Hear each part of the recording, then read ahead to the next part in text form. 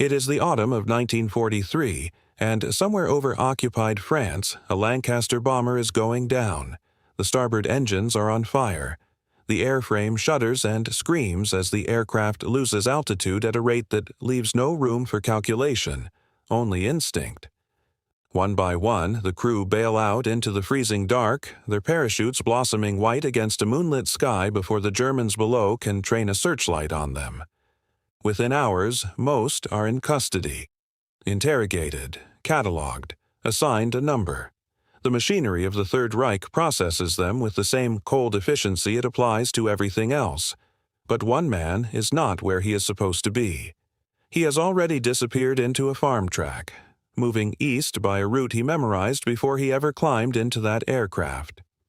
In his pocket is a compass no bigger than a collar button. Stitched into the lining of his flying jacket are banknotes in 2 currencies, and in the heel of his boot, folded into a square no larger than a postage stamp, is a silk map of France, Belgium, and the Swiss border. A map so precisely rendered that the threads of its weave can be felt but not seen. A map that makes no sound when unfolded. A map that will not disintegrate in rain or crumble in a clenched fist. He did not bring these things with him. They were there when he arrived. They were placed there, quietly and deliberately, by people whose names he does not know, working in buildings he has never visited, filling objects he had used 100 times without ever suspecting their second purpose. This is the story of MY99, the branch of British military intelligence charged with keeping Allied servicemen out of enemy hands, and the extraordinary network of deception it built not from weapons or explosives, but from shaving brushes, playing cards, gramophone records, and chocolate bars. It is the story of how Britain turned the mundane infrastructure of everyday life into the most sophisticated escape and evasion system the world had ever seen. And it is a story that, even now, most people have never heard. To understand why it mattered, you have to understand the mathematics of the war in the air. By the time Bomber Command reached its operational peak in 1943 and 1944, it was losing aircraft at a rate that defied easy comprehension. On a single night, March 30th, 1944, over Nuremberg, it lost 95 heavy bombers and more than 500 men. Across the entire strategic bombing campaign, more than 55,000 men of Bomber Command alone would be killed before the war ended. Another 10,000 were captured. The United States Army Air Forces suffered comparable losses over the same period, with tens of thousands of airmen eventually finding themselves on the ground in occupied Europe, hunted by a German security apparatus that was methodical, well-resourced, and increasingly ruthless. Against this backdrop, the British War Office had a problem that was as practical as it was urgent. Every airman who was captured represented not merely a human loss but an intelligence liability. Trained aircrew took months to replace. An experienced navigator or bomb aimer required a level of skill that could not be improvised.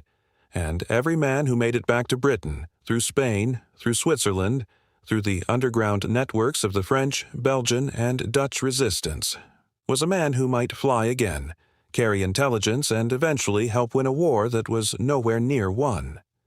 The existing solutions were inadequate by any measure. Standard issue escape kits had been assembled in a haphazard fashion in the early years of the war.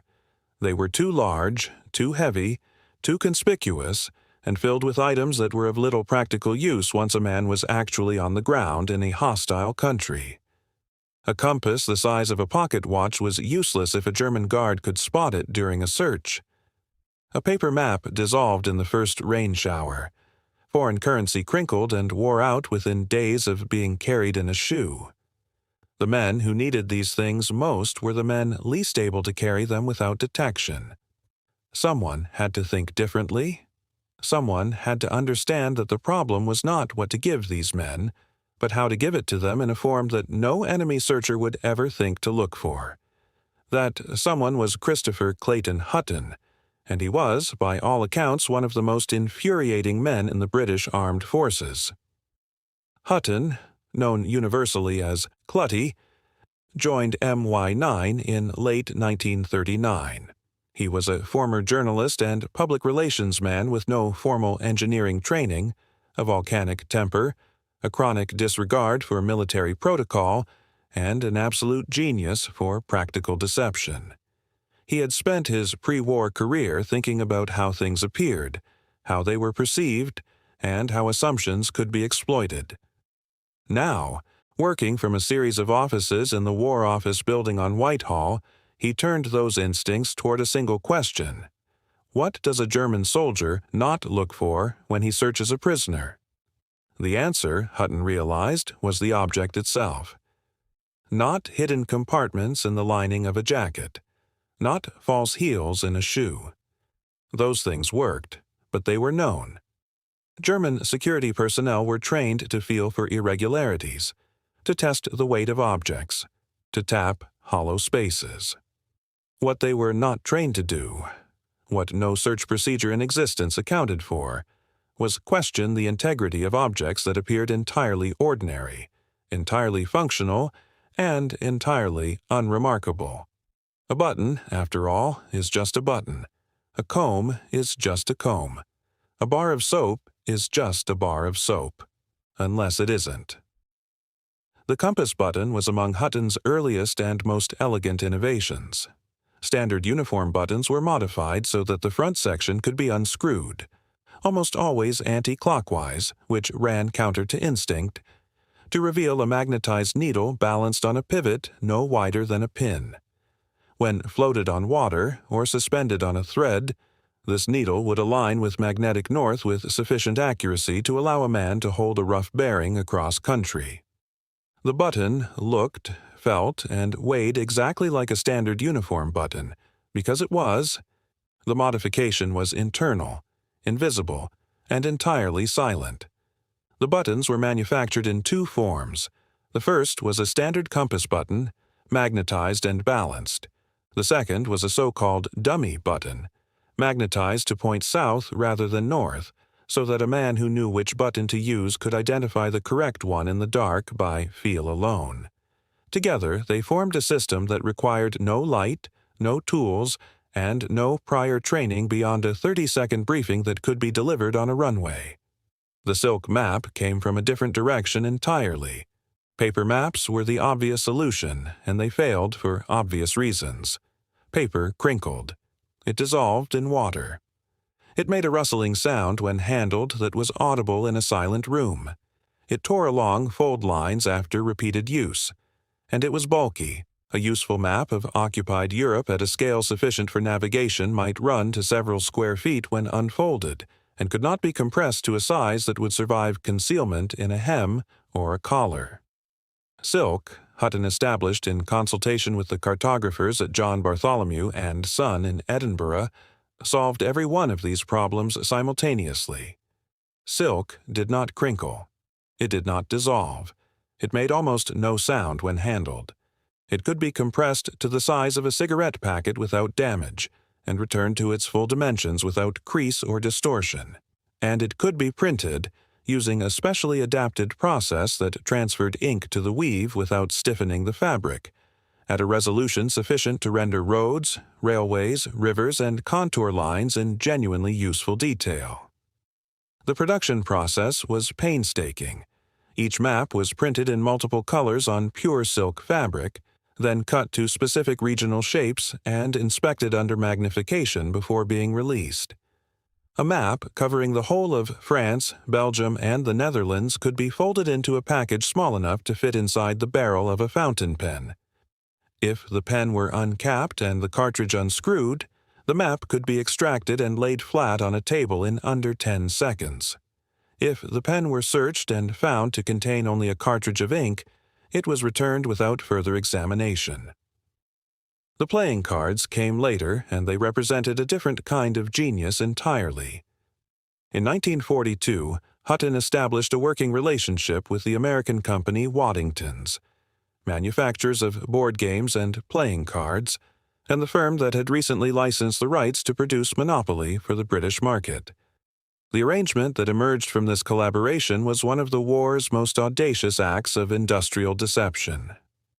Special packs of playing cards were produced for distribution to prisoner-of-war camps through the International Red Cross, which held the legal right to supply games and recreational materials to prisoners under the Geneva Convention.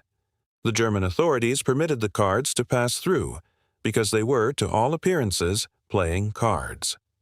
What the Germans did not know was that when the cards were dampened and carefully separated along their laminated layers, a process that required patience, a small amount of water, and a fingernail, the interior of each card in the pack revealed one section of a silk map. The complete pack, when delaminated in the correct order, produced a full regional map printed on silk fragments that could be assembled into a coherent whole. The food supplies came last, and they were perhaps the most audacious idea of all. The key was the Red Cross parcel. By 1943, the International Committee of the Red Cross was delivering hundreds of thousands of food parcels each month to Allied prisoners held in German camps.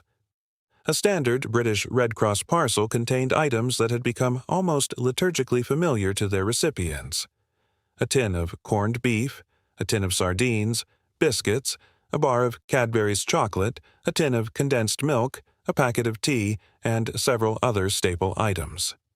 These parcels were the difference between survival and starvation for many prisoners. They were also, from Hutton's perspective, a delivery mechanism hiding in plain sight. The modifications required extraordinary precision, because any parcel that was opened and found to contain contraband would compromise not only the escape effort, but the entire Red Cross supply chain, a catastrophe that ME9 was acutely aware it must never allow to happen. The chosen items were therefore selected with ruthless care for their suitability as concealment vessels. Certain tins of Cadbury's chocolate were specially adapted. The inner base of the tin was designed to separate from the outer wall along a hairline seam that was invisible to inspection, but could be pried open with a thumbnail by anyone who had been told to look for it. Inside the false base sat a compass, a set of currency notes in whatever denomination was most useful for the region to which the recipient had been assigned, and a miniature printed document listing contact phrases and safe-house locations. The chocolate itself was entirely genuine. The tin, from the outside, was entirely standard. Only the false base betrayed any difference, and it betrayed nothing to anyone who did not know it was there. Gramophone records offered a different concealment opportunity. Certain charity shipments included entertainment materials, books, games, and gramophone records, approved through Red Cross channels. A 78 RPM record could be pressed from a compound that, unlike standard shellac, contained a layer of compressed material between its two playing surfaces. This layer could house maps, currency, and printed instructions. The record played normally on a standard gramophone. The seam between its two halves was disguised within the decorative label. It required a specific tool, a modified gramophone stylus issued to recipients as part of a briefing, to separate the halves without damage. A shaving brush, of the type included in some welfare parcels, concealed a compass within its handle. The handle was made in two sections that appeared to be a single unit. When twisted counterclockwise, the lower section detached to reveal a cavity containing the magnetized needle and pivot of a button compass, already assembled and ready for use. The bristles of the brush were entirely genuine. The lathering action was normal. The brush performed its stated purpose in every respect, which was precisely the point. The German camp authorities searched incoming parcels. They opened tins, examined packaging, weighed items against their stated contents, and employed increasingly sophisticated methods as the war progressed and as the German security apparatus became aware that something was getting through. They simply could not always establish what or where. The genius of Hutton's system was that it exploited the limits of reasonable suspicion. A German guard conducting a search operates within a framework of what he expects to find. He is looking for wire cutters, civilian clothing, forged documents in crude form, obvious contraband. He is not disassembling every chocolate tin to check whether the base is solid. He is not separating the layers of a gramophone record. He is not unscrewing the handle of a shaving brush and peering inside with a magnifying glass. He is not doing these things because the idea that a bar of chocolate might be a weapon of intelligence, that a gramophone record might be a map of France, falls outside the framework of reasonable expectation. That gap between reasonable expectation and operational reality was where MI9 lived. The Americans were watching. By 1942, the Office of Strategic Services, the precursor to the CIA, had sent liaison officers to MI9's London operations to study its methods. What they saw impressed them enough that the United States established its own equivalent, MIS-X, modeled directly on the British example and staffed in part by officers who had trained under Hutton's guidance. American playing card manufacturers were contracted to produce their own delaminating escape map cards. American chocolate tins were modified along the same lines as their British counterparts. The silk map technology was adopted wholesale, with the same Edinburgh cartographers producing American regional editions. The Germans, for their part, produced nothing comparable. They had the technical capacity, the Reich's engineering expertise was formidable, but they lacked the particular combination of institutional creativity, civilian collaboration, and institutional tolerance for unconventional thinking that made MI9 possible. German escape and evasion planning relied primarily on preventing capture in the first place, through tactical doctrine and superior equipment. It did not invest, as Britain did, in the assumption that capture was a foreseeable event requiring systematic preparation. The results were measurable. MI9 estimated that its programs contributed to the successful evasion or escape of more than 35,000 Allied servicemen during the war. The figure is necessarily approximate.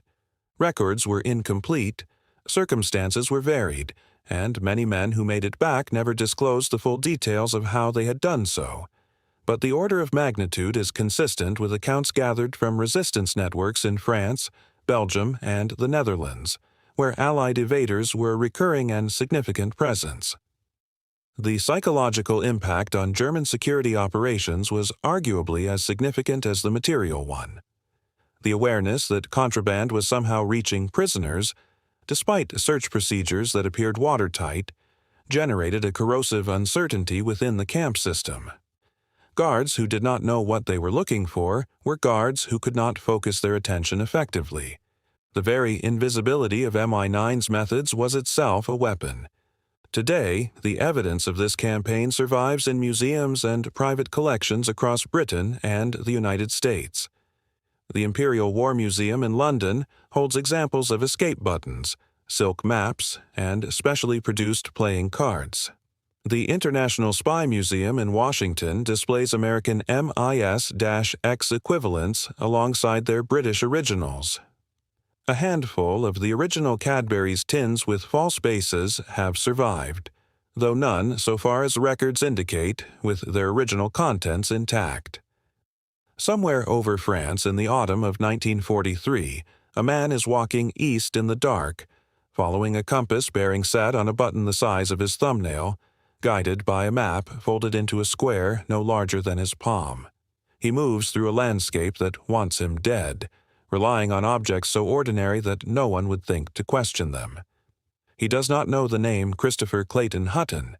He does not know about the offices in Whitehall, the conversations with Waddingtons, the cartographers in Edinburgh, the factory workers who modified tin bases and pressed gramophone records with secrets sealed inside them. He does not know that what he is carrying represents years of argument, experiment, failure, and refinement by people who understood, as so few people in any bureaucracy ever truly understand, that the most powerful weapon is sometimes the one that does not look like a weapon at all. He knows only that the button points north and that north is where he needs to go. And because of that, because of a button and a map and a chocolate tin with a false base, he makes it.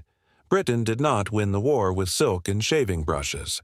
But it bought back something more valuable than any single battle: the men who would fight the next one.